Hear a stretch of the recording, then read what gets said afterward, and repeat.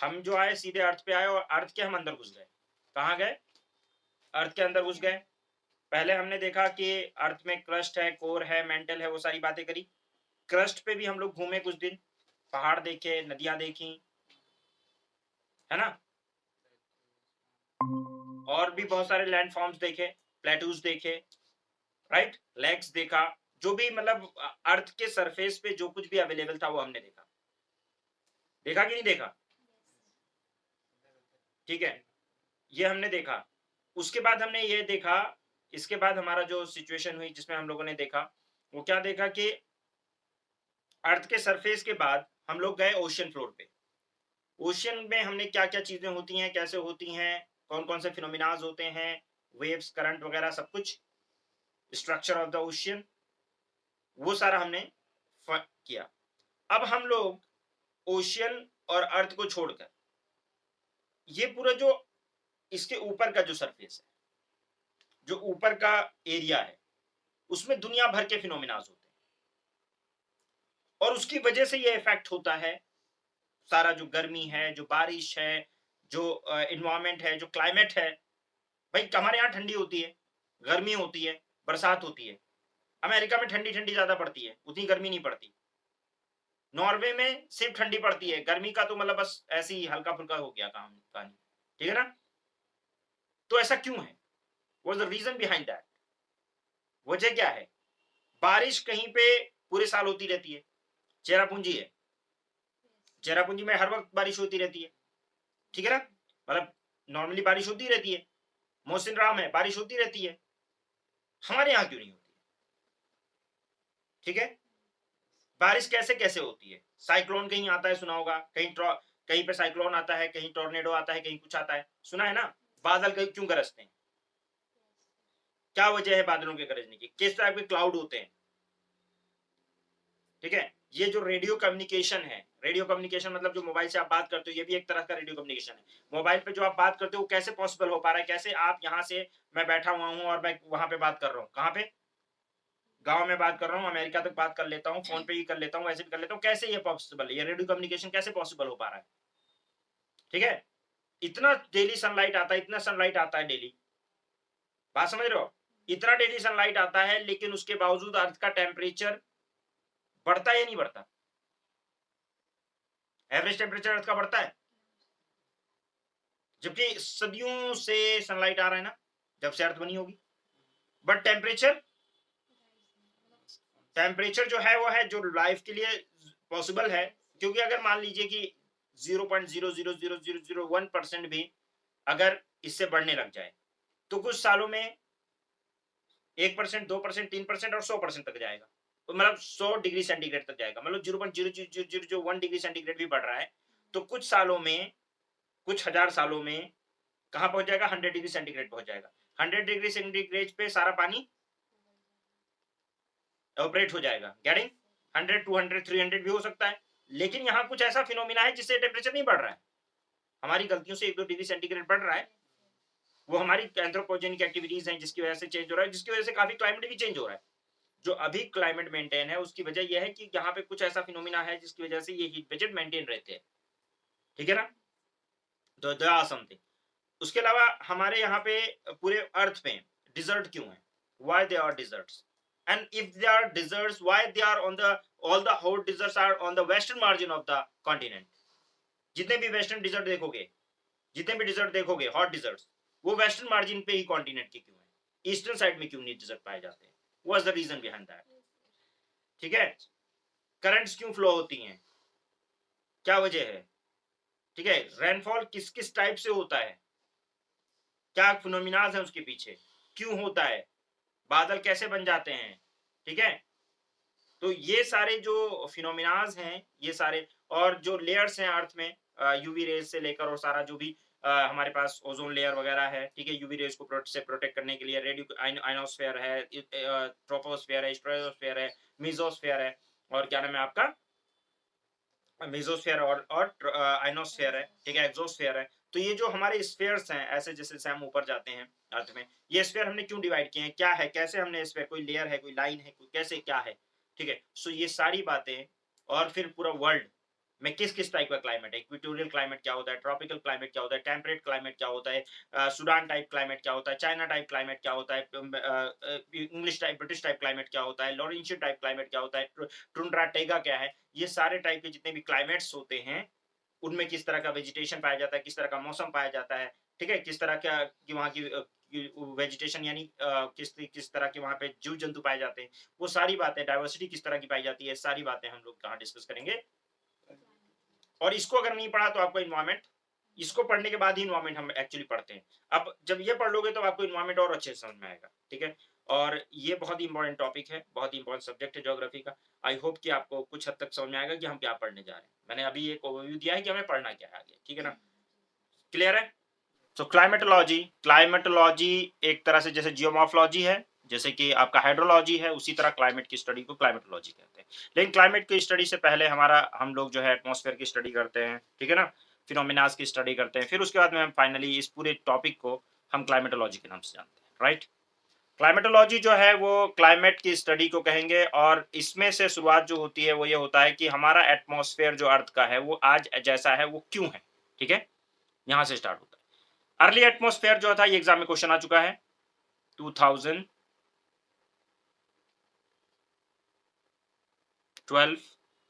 I think 2012 या 2012, I think 12 से आगे क्यों नहीं बढ़ रहा हूँ मैं, इसका मतलब 12 में ही आया है ना। ये पूछा हुआ है कि अर्ली एटमॉस्फेयर जो था वो किन एलिमेंट से मिलकर बना है, बहुत बेसिक सा क्वेश्चन है। अर्ली जो एटमॉस्फेयर है वो किससे बना है, तो हाइड्रोजन और हीलियम से बना था। ये क्वेश्चन आया हुआ है, जरा एक क्वेश्चन देखना जरा मेरे ये सबसे लाइटर कौन सा होता है, हाइड्रोजन, ठीक है, एटॉमिक नंबर 1 होता है उसका, ठीक है ना। उसके बाद में हीलियम है, ठीक है ना। तो हाइड्रोजन हीलियम सब जो है सबसे पहले गैसेस थी जो कि अबेंडेंस में थी, लाइट गैसेस थी तो स्कैप कर गई, ठीक है ना। स्कैप मतलब लाइट गैसेस, हल्की गैसेस तो ऊपर उठ के उड़ गई, ठीक है ना।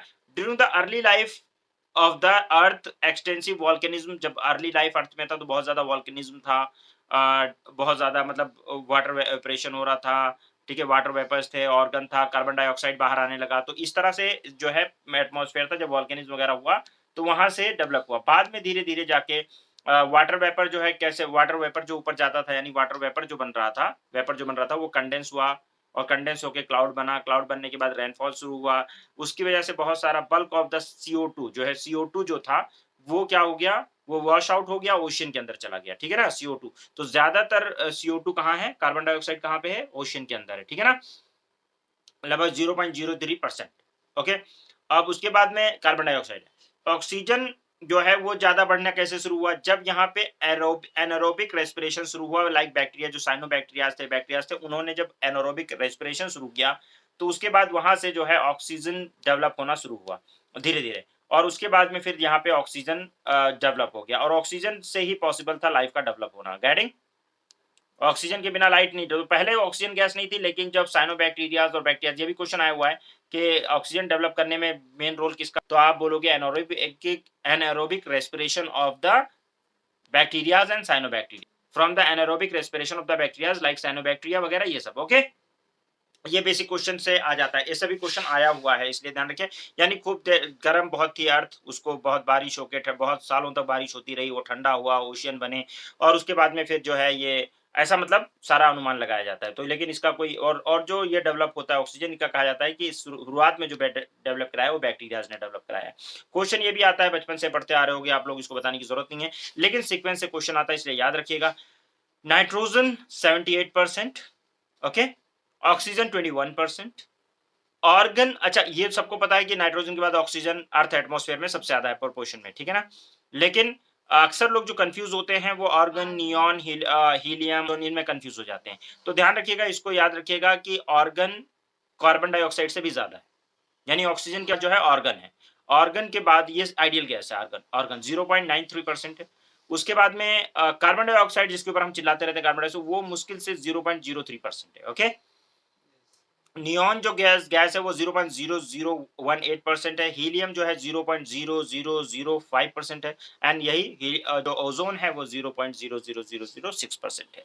ये प्रोपोर्शन है जो आपका गैस है अर्थ का, इसको थोड़ा सा याद रख, बेसिकली ये डिक्रीजिंग और इंक्रीजिंग ऑर्डर याद रखिएगा, जरूरी है याद रखना। ओके, अब देखिए, वैसे तो जो परमानेंट गैसेस हैं, देखिए ये जो गैसेस हैं, नाइट्रोजन एन मतलब ओ मतलब ऑक्सीजन, एच मतलब हाइड्रोजन, ए ऑर्गन, ठीक है, आर द परमानेंट गैसेस, इनको परमानेंट गैसेस कहते हैं, ठीक है। क्या कहते हैं? Permanent gases. किसको किसको बोलते हैं? ये जो बड़ी वाली जो मेजर पोर्शन होल्ड कर रही है ना, नाइट्रोजन, ऑक्सीजन और हाइड्रोजन एंड ऑर्गन, ये जो है बेसिकली आपका जो है ये कैसा है, क्या होल्ड कर रही है? परमानेंट गैसेस कहलाती हैं। Water vapour, carbon dioxide and ozone, ये वेरिएबल गैसेस हैं। वेरिएबल गैसेस क्या है? ये चेंज होती रहती हैं, ये ग्रीन हाउस गैसेस हैं एंड दे आर चेंज, उनका अमाउंट चेंज होता रहता है, कभी वाटर वेपर ज्यादा रहेगा, कभी कम रहेगा, लेकिन उनका जो नाइट्रोजन वगैरह ऑक्सीजन इन सबका जो जो पोर्शन है, क्योंकि ये इनर्ट टाइप की गैसेस होती हैं। नाइट्रोजन तो इनर्ट गैस नहीं है, लेकिन एटमोस्फेयर में as a inert gas behave करती है। गेटिंग? तो ये गलत लिखा हुआ है, ध्यान रखिए। नाइट्रोजन ग्रीन हाउस गैसेस, ठीक है। और ध्यान रखेंगे आप कि nitrogen as such inert gas नहीं है, जो लोग केमिस्ट्री वाले हैं, ठीक है ना, दे कीप इन माइंड, क्योंकि ये जो होता है helium, organ, neon, krypton, xenon, radon, ये जो है आपके कौन है? आइडियल गैसेस होती हैं, but they are not this argon. Nitrogen is not a inert gas, ये रिएक्शन करती है। इनर्ट गैस वो होती है जो रिएक्शन नहीं करती किसी से, ठीक है ना। हाइड्रोजन है, हीलियम है, ठीक है, नियॉन है, ऑर्गन है, क्रिप्टॉन है, जेनॉन है, रेडॉन है, बस यही गैसेस हैं जो इनर्ट गैसेस हैं, ठीक है ना। ग्रुप 18 के एलिमेंट्स, ओके। लेकिन वो आपको जाना नहीं है। लॉन्ग पीरियड टेबल में आप देखेंगे, अगर लॉन्ग पीरियड टेबल एक बार आप लोगों ने, बच्चों ने नहीं देखा है, वो एक बार लॉन्ग पीरियड टेबल देख लें, क्योंकि लॉन्ग पीरियड टेबल के अंदर ग्रुप 18 देखो, लास्ट जो ग्रुप है उसमें देखो, जो आपका helium, neon, organ, krypton, xenon, radon, ये जो है दीज आर द, ये जो एलिमेंट्स है ना, आपको जो दिख रहा है helium, neon, organ, krypton, xenon, radon, ठीक है, ओके। तो ये जो एलिमेंट्स है बेसिकली, ये वाला जो ग्रुप है, ये इनर्ट गैस का ग्रुप कहलाता है। इनर्ट गैसेस का ग्रुप होने का मतलब क्या है? ये दे आर नॉन रिएक्टिव। ये आइडियल गैसेस भी कहते हैं इनको, क्या बोलते हैं? Ideal gases. और आइडियल गैसेस या इनर्ट गैसेस क्या है? इनकी तरह हर कोई बनना चाहता है, जैसे एक आइडियल होता है ना, उनकी तरह हर कोई बनना चाहता है, इसी तरह इनके तरह भी हर कोई बनना चाहता है, इनर्ट गैसेस की तरह। और ये इनके आउटर मोस्ट सेल में हीलियम को छोड़कर सबके 8 इलेक्ट्रॉन होते हैं। कितने होते हैं? तो ये इनका एक ऑक्टेट स्टेट होता है। ऑक्टेट स्टेट मतलब आउटर मोस्ट सेल जो होता है उसमें 8 इलेक्ट्रॉन होने चाहिए, राइट। और ऑक्टेट स्टेट जो होता है ना, वो क्या है? मुक्ति है, समझ लो, ये मुक्ति मिल गई, जैसे नॉर्मल भाषा में समझ लो मुक्ति मिल गई। तो हर कोई चाहता है कि मुक्ति मिल जाए उसको, तो ये लोग जो है सब इनकी तरह बनना चाहते हैं।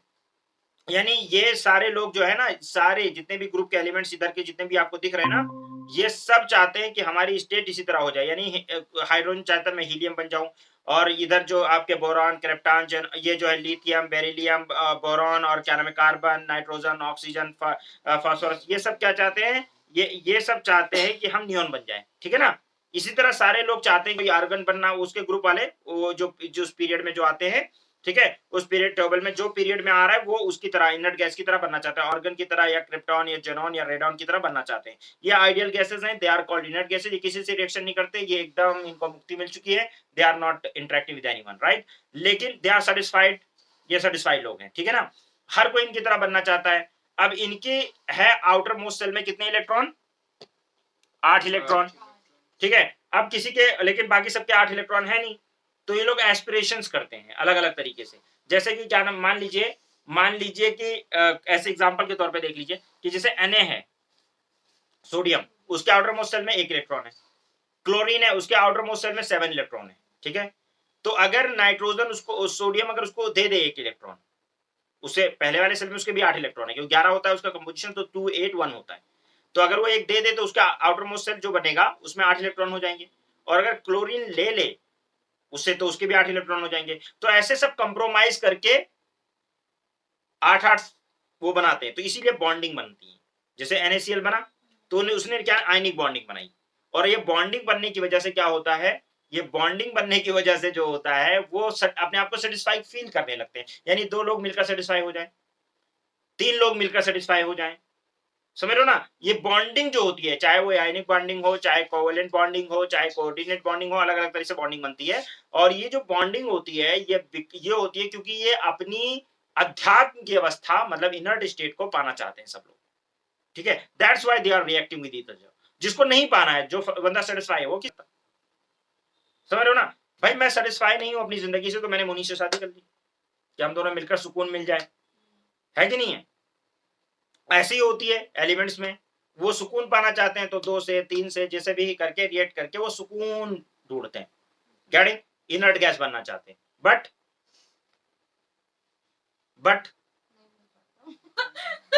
बट उसमें है कि इनर्ट गैस बनना इज नॉट इजी, राइट?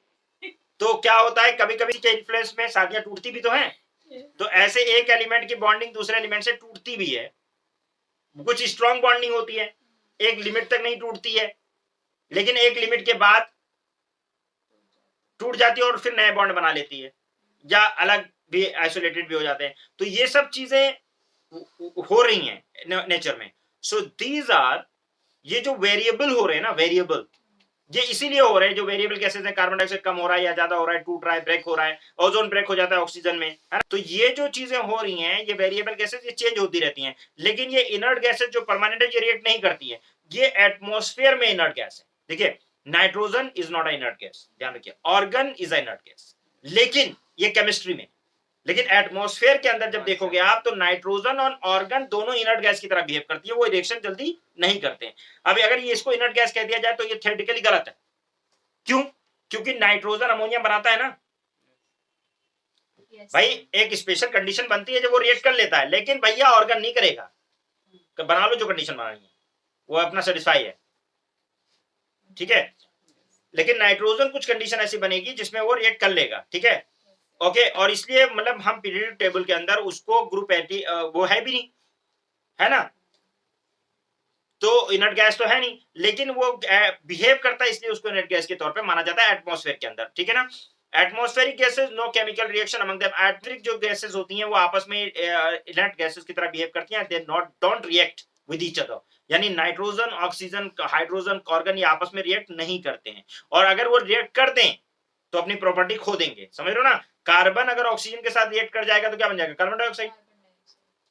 अगर आपस में रिएक्ट कर जाए तो ना नाइट्रोजन बचेगा, ना ऑक्सीजन बचेगा, ना हाइड्रोजन बचेगा, सब अलग, अपनी अलग अलग एंटिटी नहीं बना पाएंगे और अपनी प्रॉपर्टी लूज कर देंगे, getting? So that's why they don't react with each other. That's why they are behaving as a inert gases. Okay? तो that's why they don't lose their property. इसलिए वो अपनी प्रॉपर्टी लूज भी नहीं करते हैं। ये बेसिक केमिस्ट्री है जो आप लोग बचपन से पढ़ते आ रहे हो, ठीक है? अब पता नहीं कितनों को याद है, कितनों को बचपन से नहीं पढ़ा है कि नहीं पढ़ा? तो ये क्योंकि अपनी प्रॉपर्टी लूज नहीं करते, they act as a single unified gas. कैसे बिहेव करते हैं? As a single unified gas के तौर पे बिहेव करते हैं। Now we are going to discuss about the atmosphere, structure of the atmosphere, और धीरे धीरे हम अपनी क्लास को, अपनी इनिंग्स को आगे बढ़ाते हुए, and we are going to talk about, है ना, कि क्या होता है एटमॉस्फेयर। पहले तो इनका नाम याद करो, जो बच्चों को याद नहीं याद है, और फिर नहीं तो पिटाई पड़ेगी, ठीक है? सबसे पहला ट्रोपोस्फेयर, कौन सा?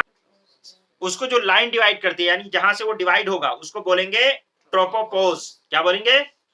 ट्रोपोपोज। ओके, अब वो लाइन क्या है? There is not any line in the, उसमें कोई एटमॉस्फेयर में कोई लाइन थोड़ी ना है, लेकिन हम इमेजिनरी लाइन बनाते हैं, उसकी वजह है बनाने की, मैं बताता हूं आगे। ट्रोपोस्फेयर से ऊपर वाला स्ट्रेटोस्फेयर, बोलो बोलो भाई, लड़की डोंट राइट, पहले याद करो। ट्रोपोस्फेयर, देन स्ट्रेटोस्फेयर, देन उसके बाद मीजोस्फेयर, उसके बाद थर्मोस्फेयर। ये तीन पहले याद करो। चारों कौन कौन सा है? जो मैं बताता हूं उसको पहले ध्यान से सुन लो। ट्रोपोस्फेयर, ये इसका भी शेयर कर दो भाई, ये स्लाइड भी शेयर कर, एक शेयर कर दो जरा, बच्चे याद करेंगे अभी।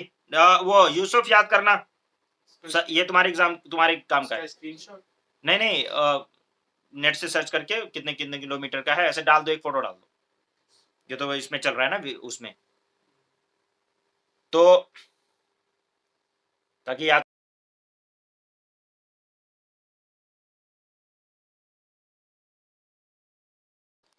पढ़ रही हो? अच्छा, तो ट्रोपोस्फेयर जो है वो 0 से लेकर और 12 से 18 किलोमीटर तक है। बताओ क्या मैंने बोला? ट्रोपोस्फेयर जो है, बोलो भाई, 0 से 18 किलोमीटर तक है, ठीक है? और 11 से या 12 गास कौन है? इस ऊपर कौन है? कितने किलोमीटर तक? 80-90 किलोमीटर तक क्या है? मिजोस्फेयर है। और उससे ऊपर जो है थर्मोस्फेयर है, और उससे ऊपर क्या है? एक्सोस्फेयर है। अब मुझे बताओ, ये लेयर में टेम्परेचर, ये कैसे हम बताते हैं कि इतना इतना है, इतना है? मतलब हम कैसे बता रहे हैं इतने किलोमीटर तक है? कोई लाइन खींच दी है अल्लाह पाक ने? Yes, there is a imaginary line but not like this. Okay, तो हम ये वेरी कैसे करता है? देखिए, मैं एक चीज और सुनिए ध्यान से। टेम्परेचर के बेसिस पे हम इस लेयर को डिवाइड करते हैं। किसके बेसिस पे? टेम्परेचर के बेसिस पर। हम इस ट्रोपोस्फेयर में टेम्परेचर जैसे जैसे ऊपर जाते हैं टेम्परेचर घटता है, डिक्रीज होता है, डिक्रीज होता है। समझ गई? क्या होता है? यानी जैसे जैसे ऊपर जाएंगे ट्रोपोस्फेयर में टेम्परेचर घटेगा। यानी जब आप माउंट एवरेस्ट की तरफ पहुंचोगे तो टेम्परेचर घटेगा, तो वहां आइस बर्फ मिलेगी। अब सोचो कि ऊपर जाने पे सन के करीब जा रहे हैं ना सन के करीब, लेकिन टेम्परेचर कम हो रहा है। कुछ तो खेल है ना, मजेदार खेल है ना। अब ऊपर जाने पे टेम्परेचर सन की तरफ जा रहे हैं तो टेम्परेचर बढ़ना चाहिए, लेकिन टेम्परेचर घट रहा है, और इतना घट रहा है कि बर्फ जम जा रही है, 0 डिग्री सेंटीग्रेड से भी कम हो जा रहा है। राइट?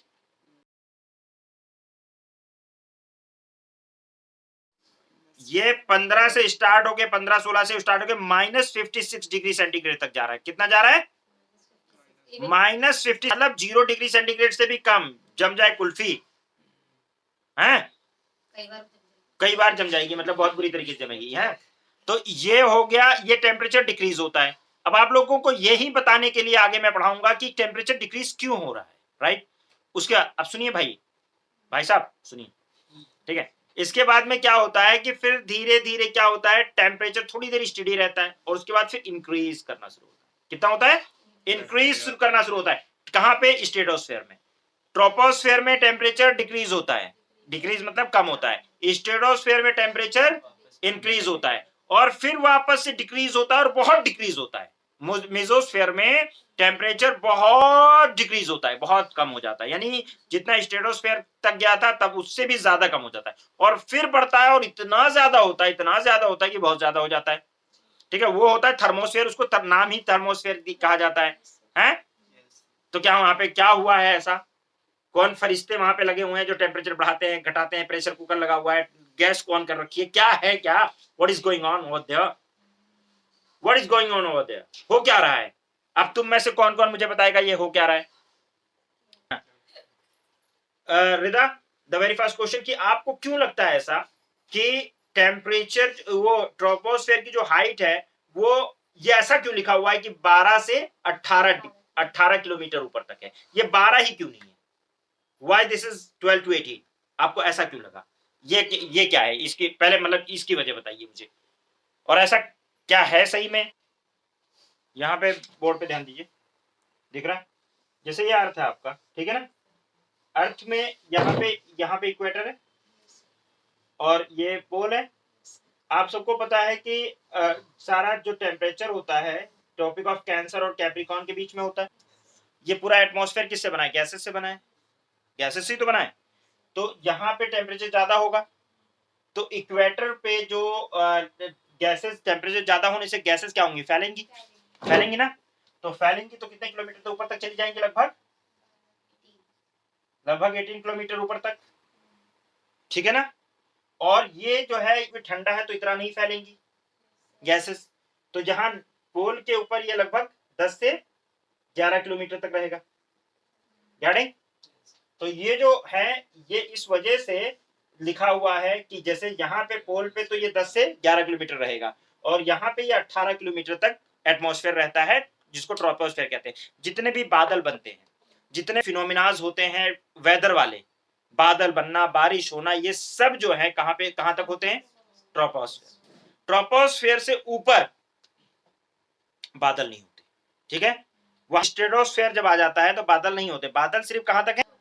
ट्रोपोस्फेयर तक। जितने भी वेदर फिनोमिनाज होते हैं कुछ भी, इसीलिए अगर स्मूथ फ्लाइट उड़ानी है तो लोग ट्रोपोस्फेयर से ऊपर चले जाते हैं, ठीक है। ट्रोपोस्फेयर से ऊपर चले जाते हैं और वहां पे फ्लाइट के लिए बड़ा बढ़िया इन्वायरमेंट मिलता है, वो उड़ाते हैं उसको, ठीक है ना। वहां पे क्योंकि वहां पे हवा का टर्बुलेंस नहीं रहता उस तरह से, ठीक है। और ना ही जो है क्या नाम है इसका, बादलों से ऊपर उड़ाते हैं ना, ठीक है ना। तो ये सारी वजूहात हैं, और वेदर फिनोमिनाज भी नहीं होते, बिजली कड़कना ये वो फलाने काने से ऊपर चले जाते हैं। तो ये जो है ये क्या है? Troposphere, right. और इस वजह से ये क्या है? 18 किलोमीटर तक कहां तक है? इक्वेटर पे, और लगभग 11 किलोमीटर तक कहां पे है, ठीक है, समझ में आ गया बात। अब ये जो लाइन डिवाइड करती है, ठीक है, इसको हम बोलते हैं क्या, तो सारे वेदर फिनोमिनाज कहां होते हैं, ट्रोपोस्फेयर में। और वो क्यों क्यों जो है 11 किलोमीटर और 18 किलोमीटर वाला कॉन्सेप्ट समझ में आ गया। ओके, अब इसके ऊपर जब जाते हैं हम लोग, ठीक है, तो हमारा जो है टेम्परेचर बढ़ता है। वो बढ़ता क्यों है उसके बारे में बताऊंगा, पहले ये जान लो कि उसमें होता क्या। उसमें एक लेयर होती है जिसको हम बोलते हैं ओजोन लेयर। क्या बोलते हैं, आप लोगों ने इन्वायरमेंट में पढ़ा कि ओजोन लेयर का डिप्लेशन हो रहा है, डिप्लीकेशन हो रहा है, पढ़ा है ना, ओजोन लेयर डिप्लेशन पढ़ा है। वो जो डिप्लेशन हो रहा है ओजोन लेयर का, वो कहां पे हो रहा है, स्ट्रेटोस्फेयर में। जो स्ट्रेटोस्फेयर के अंदर जो ओजोन लेयर है, वो एक लेयर है जिसके जो यूवी रेज को एब्जॉर्ब कर लेती है, ठीक है। वहां पे जब उसका डिप्लेशन हो जाएगा तो यूवी रेडिएशन से जो है वो आएगी, आपकी स्किन पे पड़ेगी, आपको स्किन कैंसर तक कॉज कर सकती है, बहुत सारी चीजें दिक्कत कर सकती है, आपकी आंखें खराब कर सकती है। तो UV rays are very like harmful. तो उसको अल्लाह ने एक प्रोटेक्शन बनाया है, किसका, ओजोन लेयर को। और ओजोन लेयर को हमने होल कर दिया है, डेंट बना दिए उसमें, ठीक है। होल और डेंट दोनों है, वो आगे हम बात करेंगे कैसे है। और हमने शायद ज्योग्राफी में थोड़ी सी बात उसमें इन्वायरमेंट में बात की भी है थोड़ी, ठीक है ना। तो उसके लिए हम लोगों ने प्रोटोकॉल भी किया, मॉन्ट्रियल प्रोटोकॉल, आपको याद होगा, वियना कन्वेंशन, ठीक है। फिर वो उसका मॉन्ट्रियल प्रोटोकॉल किया, तो वो हम बात करेंगे। तो स्ट्रेटोस्फेयर है, स्ट्रेटोस्फेयर से ऊपर जब आप जाओगे, ठीक है, तो टेम्परेचर डिक्रीज होता है। जितने भी मेट्रॉइड्स वगैरह, उसको मीजोस्फेयर कहते हैं, जितने भी मेट्रॉइड्स वगैरह आते हैं, मेट्रॉइड्स क्या होते हैं, जो मतलब प्लैनेट्स वगैरह के टूटे हुए पार्टिकल्स, मतलब रॉक वगैरह होता है, टूटा हुआ पार्ट होता है, वो जब अर्थ एटमॉस्फेयर में आता है तो वहां पे आके वो फ्रिक्शन की वजह से वो जल जाता है। और जो शूटिंग स्टार आपको दिख रहे होते हैं, शूटिंग स्टार ऐसे मतलब टूटता हुआ तारा जिसको बोलते हैं, ये सब कहां पे दिखते हैं, मेसोस्फेयर में, वहीं पे आके जल जाते हैं, वो नीचे नहीं आ जाते। लेकिन कभी कभी वो मेट्रॉइड्स अर्थ पे पहुंच जाते हैं। जब वो अर्थ पे पहुंच जाते हैं तो उनका नाम चेंज हो जाता है, क्या बोलते हैं उनको, मेट्राइड्स। क्या बोलते हैं, मेट्राइड, यानी अर्थ पे आके कहीं गिर गए अगर वो, तो उसको बोलेंगे मेट्राइट। और अगर वो वहीं जल गए तो उनको मेट्रॉइड्स। क्लियर है, तो मेट्राइड्स और मेट्रॉइड्स में फर्क समझ में आया। ओके, उसके बाद में जब मेसोस्फेयर से जब हम ऊपर जाते हैं तो उसको थर्मोस्फेयर बोलेंगे। वहां पे क्या, थर्मोस्फेयर में वहां पे आयंस होते हैं। क्या होते हैं, आयंस। आयंस मतलब बहुत टेम्परेचर होता है, आयंस होते हैं और आयंस आपस में टकराते हैं और वो चार्ज होते हैं, और उसकी वजह से वहां पे टेम्परेचर भी ज्यादा होता है। अब आप को ये पूछने की जरूरत है कि टेम्परेचर जो है वो ऊपर जाने पे डाउन क्यों होता है, कम क्यों होता है, और नीचे टेम्परेचर ज्यादा क्यों रहता है ट्रोपोस्फेयर में, और वहां पे बढ़ता क्यों है, और फिर घटता क्यों, और फिर बढ़ता क्यों है, पूछोगे ना। देखो टेम्परेचर, जो जो रेडिएशंस आती हैं अर्थ, सोलर रेडिएशन, ऐसे मुझे मतलब वो क्या होता है, पेरेंट होती है, क्या होती है, ट्रांसपेरेंट होती है, शॉर्ट वेव्स के फॉर्म में आती है। ट्रांसपेरेंट होती है एटमॉस्फेयर से, मतलब वो मतलब कोई वो किसी सरफेस पे पड़ेंगी तो उसको गर्म करेंगी, जहां सरफेस नहीं होगा वो गर्म नहीं करेंगी, या हवाओं को गर्म करेंगी। अगर हवा है तो, हवा नहीं है तो कुछ गर्म नहीं कर सकती वो, राइट। तो जब वहां हवा जितनी ज्यादा हवा गर्म होगी, आप अर्थ एटमॉस्फेयर के आसपास की बात करें, जमीन के आसपास, तो जमीन है तो जमीन हीट होगी, जो सोलर रेडिएशन आएगा उससे जमीन हीट होगी, गर्म होगी ना। अरे भाई, फ्लेम पे अगर तवा रखोगे तो तवा गर्म हो जाएगा, नहीं, उसी तरीके से जब अर्थ के ऊपर रेडिएशन पड़ेंगी तो वो गर्म हो जाएगा, राइट। रेडिएशन को ऐसे समझो आप कि माइक्रोवेव ओवन देखा है आप लोगों ने, सबके घर में होगा, मेरे घर में नहीं है लेकिन, तो अच्छा लेकिन माइक्रोवेव ओवन तो देखा ही होगा। उसमें क्या होता है ना, जब आप किसी सब्जी रखते हो उसमें माइक्रोवेव ओवन के अंदर, और वो जो है प्लास्टिक की कटोरी होती है या प्लास्टिक की प्लेट होगी, क्योंकि हम लोगों ने अमृतसर में रख रखा था, उसी में खाना गर्म कर लेते थे। क्या करते बेचारे, कोई कौन गर्म कर करके हमें देगा। तो एक प्लेट होती है तो वो प्लास्टिक की होती है। उसमें क्या होता था कि चावल रख दो, या प्लास्टिक की कटोरी होती है, उसी की कटोरी होती है, उसमें रख दो, प्लास्टिक में अपने भी रख सकते हो, सिर्फ मेटल नहीं होना चाहिए, नहीं तो रेडिएशन निकलेंगी, ठीक है। जो रेडिएशन है वो क्या करेंगी, वो उसको कोई इंपैक्ट नहीं करेंगी, आपका वो प्लेन होगी, और आपका वो जो क्या नाम है, जो कटोरा है वो गर्म नहीं होगा, लेकिन दाल खूब अच्छे से गर्म हो जाएगी, ठीक है। और जो चावल होगा वो भी बहुत अच्छे से गर्म हो जाएगा, ठीक है। क्यों होता है, उसमें जो वाटर कंटेंट होता है ना, वो उसको एब्जॉर्ब करता है। किसको एब्जॉर्ब करता है? रेडिएशन। ये एग्जाम में क्वेश्चन भी आ चुका है कि पेपर गर्म नहीं होता या प्लेट गर्म नहीं होती प्लास्टिक की, लेकिन आलू क्यों गर्म हो जाता है? ये क्वेश्चन है 2012 का यूपीसी। ठीक है, ओके। तो उसमें जो वाटर पार्टिकल्स होते हैं वो उसके अंदर जो कंटेंट होता है मॉइस्चर वाटर वगैरह, वो सब उससे रिएक्ट करते हैं। ठीक है ना, और रिएक्शन मतलब रिएक्ट करने का मतलब उससे एब्जॉर्ब करते हैं हीट को। तो कुछ वहां पे गैस या कोई ऐसी चीज होनी चाहिए, वाटर कुछ भी जो गर्म होने के लिए तैयार हो, जिसको वो एब्जॉर्ब कर सके। ठीक है, कुछ चीजों से वो ट्रांसपेरेंट, जैसे प्लास्टिक से वो ट्रांसपेरेंट है, प्लास्टिक को कोई इफेक्ट नहीं करेगा। जैसे एक्सरेज हमारी बॉडी को उससे निकल जाती है, फिल्म को काला कर देती है। फिल्म जो होती है, फोटोग्राफिक प्लेट होती है, जब एक्सरे होता है तो एक्सरेज में हमें कोई दर्द होता है क्या? वो हमारी बॉडी से ट्रांसपेरेंट हो गई, हमें पता भी नहीं चला, लेकिन वो अब फिल्म काली हो गई, फिल्म पे इमेज पड़ गई रिगार्डिंग। तो इसी तरह से ये सोलर रेडिएशन से हम क्या है? ट्रांसपेरेंट। क्या है? ट्रांसपेरेंट है, यानी ये सब ट्रांसपेरेंट है। मतलब एटमॉस्फेयर क्या है? ट्रांसपेरेंट है। ये वाला जो मतलब जहां पे हवा नहीं है, जहां हवा है वो गर्म होगी, या जो जमीन है वो गर्म होगा, कोई रॉक होगा वो गर्म होगा, कोई सब्सटेंस होगा गर्म होगा, जो ऑब्स्टिकल होगा वो गर्म होगा, राइट। तो ये अर्थ गर्म होती है, और अर्थ फिर क्या करती है? नहीं, एवोपरेट नहीं करती है, उसको लॉन्ग वेव में, लॉन्ग वेव के फॉर्म में, यानी उसकी वेवलेंथ चेंज करके टेरेस्टेरियल रेडिएशन करती है। अभी देखो, कोई चीज गर्म हो जाती है तो उसको आप हाथ में पकड़ते हो तो वो थोड़ी देर गर्म लगती है ना, तो वो उसका दूसरा रेडिएशन होता है। भाई चाय बना के लाओ, आप रखे रहो कप, थोड़ी देर तक ये हमें गर्म फील होता है कि नहीं होता है? ऐसे रहता है, लेकिन क्या उतना गर्म रहता है जितना? नहीं ना। तो ये गर्म लेकिन होता है, इसमें से रेडिएशन निकल रही होती है, तो इसको टेरेस्टेरियल रेडिएशन कहते हैं, जो अर्थ से निकलती है, जो हम जिसको टॉलरेट कर सकते हैं। लेकिन अगर हम आप उसको ऐसे पकड़े रहे तो हमारा हाथ गर्म गर्म फील होगा, अच्छा फील होगा, कंफर्टेबल फील होगा, ठंडी में तो बहुत मजा आता है ना।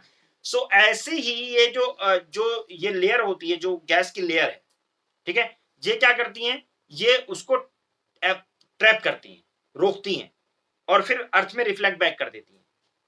कुछ एब्जॉर्ब कर लेती है, कुछ रिफ्लेक्ट बैक कर देती हैं, और कुछ ट्रांसपेरेंट होकर निकल भी जाती है। समझ रहे हो ना? तो टेरेस्ट्रियल रेडिएशन की वजह से अर्थ का एटमॉस्फेयर गर्म है, ठीक है। लेकिन जैसे जैसे आप ऊपर जाते हो, क्योंकि सोलर रेडिएशन से तो वो ट्रांसपेरेंट है, जैसे सिर्फ टेरेस्ट्रियल रेडिएशन, जमीन की जो रेडिएशन है उसकी वजह से वो एटमॉस्फेयर गेटिंग। और तो टेरेस्ट्रियल रेडिएशन जहां ज्यादा हवा होगी वहां ज्यादा गर्म करेगा, जहां कम हवा होगी वहां कम गर्म करेगा। तो जैसे जैसे आप ऊपर जाते हो वैसे वैसे हवा कम होती चली जाती है। भाई आप सरफेस पे ज्यादा हवा है, उससे कम, उससे कम, उससे कम, उससे कम, गैसेस कम होती चली जाती हैं, और जैसे जैसे गैसेस कम होती जाती हैं वैसे वैसे उनकी एब्जॉर्प्शन पावर या ट्रैपिंग पावर कम होती चली जाती है, और जब वो कम होती चली जाती है तो टेम्परेचर डाउन होता चला जाता है। क्या ठीक बात आ गई समझ में? तो इसीलिए ट्रोपोस्फेयर में टेम्परेचर कम होता है। अब आप कहोगे कि यार स्ट्रेटोस्फेयर में फिर बढ़ता क्यों? तो वहां है ओजोन लेयर। क्या करते हैं? और अभी मैंने ओजोन लेयर के बारे में बताया क्या, कि वो यूवी रेज को एब्जॉर्ब करती है। अब जब यूवी रेज को एब्जॉर्ब करेगी तो टेम्परेचर आसान हो गया। उसके बाद क्या होता है? फिर मेसोस्फेयर में ऐसा कुछ है नहीं, ना गैस है ना कोई ओजोन लेयर है, तो वहां क्या होगा? डिक्रीज होगा, और खूब डिक्रीज होगा। फिर एक लिमिट के बाद वहां क्या है? आयनोस्फेयर में क्या मिलेगा? थर्मोस्फेयर में आयंस मिलेंगे, और उसकी वजह से क्या होगा? गर्म होगा। और सोलर रेडिएशन, जो सोलर वो आता है, फ्लर वगैरह भी आता है, जो विंड वगैरह, वो सब सोलर की जो मतलब रेडिएशन खतरनाक वाली विंड फ्लर वगैरह पड़ता है, वो कहां तक पहुंचता है? थर्मोस्फेयर। तो थर्मोस्फेयर में जो आता है वो आयंस होती है, वहां गर्मी बहुत ज्यादा है, तो वहां पे टेम्परेचर बढ़ता चला जाता है और बढ़ता चला जाता है, क्योंकि टेम्परेचर है उसी से वो मेंटेन किया हुआ है वहां पे। तो वहां पे थर्मोस्फेयर में खूब, और उसकी वजह से आयनोस्फेयर बन जाता है। और आयनोस्फेयर से फायदा क्या है? जो रेडियो कम्युनिकेशन में बहुत फायदा है आयनोस्फेयर से, रेडियो वेव जाती है उनको रिफ्लेक्ट बैक कर, रेडियो कम्युनिकेशन में, मोबाइल कम्युनिकेशन में इसकी बहुत यूज है। किसका? आयनोस्फेयर का, यानी थर्मोस्फेयर का पार्ट है वो। तो बात समझ में आ गई होगी। और ये जो इनको डिवाइड करने वाली लेयर बना रहे हैं, एक लाइन बना रहे हैं, तो उसको ट्रोपोपोज, स्टेटोपोज, मेसोपोज एंड थर्मोपोज कहेंगे, राइट। उसके बाद में ऊपर क्या हो जाएगा? एक्सोस्फेयर। वो ऊपर चले जाओ, मतलब एकदम खत्म। ठीक है ना, बात समझ में आ गई। तो पहले हमने हॉरिजॉन्टली पढ़ा था, अब हम क्या पढ़ रहे हैं? वर्टिकल, कैसे कैसे डिवाइड होता है। क्लियर है? कुछ समझ में आया? तो अभी आपको क्या याद करना है? स्ट्रक्चर ऑफ द एटमॉस्फेयर की कहां पे क्या है? रेडियो कम्युनिकेशन में क्या है? ठीक है, तो आगे देखेंगे तो आपको यहां सारा दिखेगा फिनोमिनास। ट्रोपोस्फेयर दिख रहा है, यहां देखिए नेक्स्ट वाले फेज में, नेक्स्ट वाला पेज, उसमें देखेंगे आप लोग कि 90% ऑफ द एटमॉस्फेयर जो है वो कहां पे है, विद इन 32 किलोमीटर, 90%, ठीक है ना। ट्रोपोपॉज की हाइट 8 किलोमीटर लगभग पोल्स पे है और 18 किलोमीटर लगभग इक्वेटर पे है। ये वेरी करता है, 10 कहीं दिखा रहेगा, कहीं 8 दिखा रहेगा, ओके। एक के आसपास कम्युलोनिम्बस क्लाउड बनता है, जिससे क्या होता है, बारिश हो जाती है, और फिर क्या होता है, वहां पे ठंडा हो जाता है। कम्युलोनिम्बस क्लाउड बनता है, वहां पे हमेशा बारिश वारिश होती है, वेदर फिनोमिनाज वहां पे होते रहते हैं। गेटिंग? तो ट्रोपोस्फेयर के बारे में यह है, और मैंने आपको बताया अभी थोड़ी देर पहले, ये समझ में आया कि ये कैसे है। उसके बाद में क्या आता है कि मैंने आपको बताया ग्रीन हाउस इफेक्ट के बारे में पहले ही बता चुका हूं, बताया है ना। वो पूरी कहानी मैंने एक्सप्लेन कर रखी है कि टेम्परेचर डिक्रीज करेगा, हाइट इंक्रीज होगी, तो रिदा ध्यान दो, ठीक है। टेम्परेचर डिक्रीज होगा जैसे जैसे हाइट इंक्रीज होगी, ठीक है, क्योंकि मैंने बताया कि जो हमारा जो एटमॉस्फेयर है, हमारा जो मतलब वो है एटमॉस्फेयर गैसेस हैं, वो ट्रांसपेरेंट है इंसोलेशन से। किससे? इंसोलेशन वो है जो सन के रेज आ रही हैं, ठीक है ना, वो शॉर्ट वेव्स, ओके। लेकिन टेरेस्टोरियल रेडिएशन जो होती है, टेरेस्टोरियल रेडिएशन क्या होती है, लॉन्ग वेव्स होती हैं, जो कि लॉन्ग वेव्स क्या होती हैं, उससे ट्रांसपेरेंट नहीं है। और इस तरह जो होता है, ये जो गैसेस होती हैं रिफ्लेक्ट बैक करती हैं और फिर अर्थ को गर्म करती हैं, और ये जो गैसेस होती हैं इनको ग्रीन हाउस गैस कहते हैं। और ये green house gas long wave terrestrial radiation को एब्जॉर्ब करती हैं, ठीक है। और आप ये भी जान लीजिए कि ये जो ग्रीन हाउस गैसेस हैं, ये जो है क्यों ग्रीन हाउस गैसेस कहे जाते हैं, क्यों मैंने बताया था आप लोगों को कि ग्रीन हाउस जो होता है वो प्लांट्स में रखे जाते हैं, वो शीशे का हाउस होता है जिसमें जो हीट को ट्रैप करता है, उसी के नाम पर ये गैसेस भी उसी तरह का बिहेवियर करती हैं। जैसे कार आपने रखा होगा तो कार गर्म हो जाती है, अगर गर्मी में देखोगे आप तो सराउंडिंग से ज्यादा गर्म अंदर की कार हो जाती है, क्योंकि कोई हीट को ट्रैप करती है। यही सेम काम जो है वो जो ग्लास करता है, उसका कार का ग्लास या ग्रीन हाउस का ग्लास जो करता है, वही सेम काम ये कर रहे हैं। कौन? ये जो गैसेस नहीं कर रही हैं, इसलिए इनको ग्रीन हाउस गैसेस कहते हैं। और ये किसको एब्जॉर्ब करती है? टेरेस्टेरियल को एब्जॉर्ब करती है। बात समझ में आ गई? यूपीएससी ने क्वेश्चन पूछा हुआ है।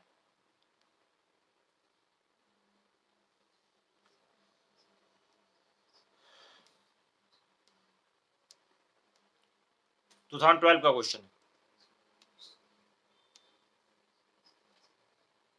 इसको एक बार फोन करके पूछना, ये वेदर सी विल कम और नॉट।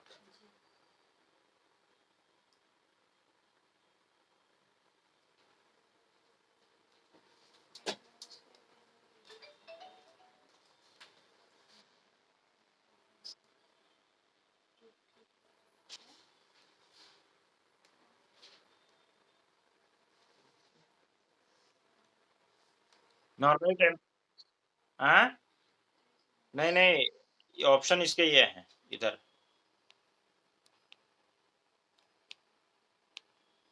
यूपीएससी के क्वेश्चन थोड़ा टफ होते हैं।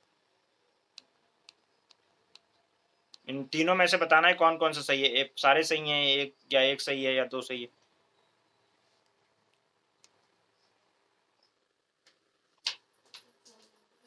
हाँ, रिचार्ज खत्म हो गया।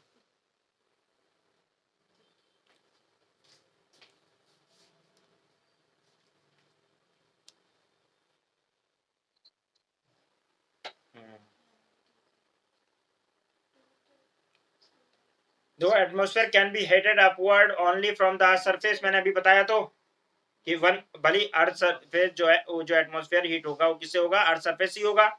तो ये तो सही हो गया। मोर मॉइस्चर अपर एटमॉस्फेयर में कैसे हो जाएगा? और मोर मॉइस्चर होगा तो टेम्परेचर बढ़ेगा घटेगा थोड़ी ना, ये तो गलत होगी बात, ठीक है। और लेस डेंसर है, ऊपर जाओगी तो मैंने कहा ना गैस, तो लेस डेंसर है, तो किसका मतलब 1 and 3 is the answer, right? 2 is wrong. और जब जहां जहां 2 है उसको हटा दो, आंसर मिल जाएगा, राइट। जैसे जैसे ऊपर जाओगे गैसेस कम हो जाती हैं। उसके बाद में स्ट्रेटोस्फेयर है। टेम्परेचर जो है इंक्रीज होगा हाइट के साथ, बिकॉज क्या है वहां पे? ओजोन लेयर है। ओजोन लेयर की वजह से, because there is a presence of ozone layer, तो ओजोन क्या है? एब्जॉर्ब करेगी यूवी रेडिएशन को फ्रॉम इंसोलेशन। किससे इंक्रीज करेगी? इंसोलेशन से यूवी रेज को एब्जॉर्ब करती है, और इस वजह से जो है वो गर्म होता है, राइट? क्लियर? सारे वेदर फिनोमेना यहाँ पे क्वेश्चन आया हुआ है, देखो।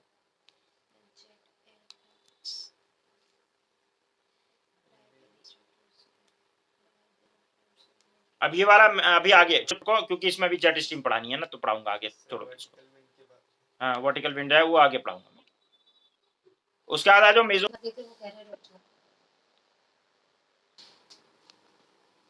अभी तक तो आने के लिए परेशान थी, और उसके बाद में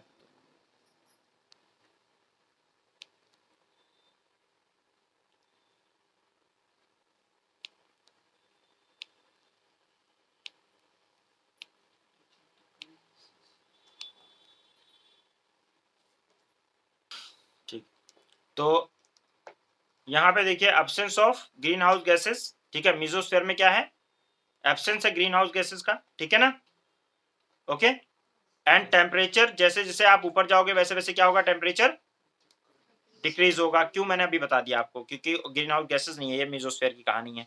उसके बाद आपका आता है, हाँ, यहाँ पे नॉक्टिल्यूसेंट क्लाउड मिलते हैं मेसोस्फीयर के अंदर, नॉक्टिल्यूसेंट क्लाउड वो मैं आपको आगे पढ़ाऊंगा, ठीक है। ये हाई एल्टीट्यूड पे थोड़े से क्लाउड विजिबल हैं, ड्यूरिंग समर ये दिखाई देते हैं, और ये नॉक्टिल्यूसेंट क्लाउड को मैं ओजोन लेयर डिप्लेशन के अंदर आपको अच्छे से बताऊंगा, ठीक है। ये मेट्रॉइड्स वगैरह का जो डस्ट वगैरह होता है ना, मेट्रॉइड्स वगैरह का जो डस्ट होता है उसकी वजह से यहाँ पे, और कुछ मॉइस्चर भी यहाँ आ जाता है, तो उसकी वजह से ये दिखता है। उसके अलावा थर्मोस्फेयर है, थर्मोस्फेयर के अंदर टेम्परेचर इंक्रीज होता है, क्योंकि यहाँ पे गैसेस जो होती है वो आयनिक स्टेज में होती है। कैसी होती है, आयनिक स्टेज में होती है, आयंस होती हैं। एक्सट्रीमली हॉट होता है, बहुत ज्यादा, ठीक है, okay. But ions are highly dispersed, ions कैसे होते हैं, हाईली डिस्पर्स्ड होते हैं, अप टू 800 किलोमीटर तक ये अर्थ से रहता है, ओके। कहां तक रहता है, 800 किलोमीटर तक, ठीक है।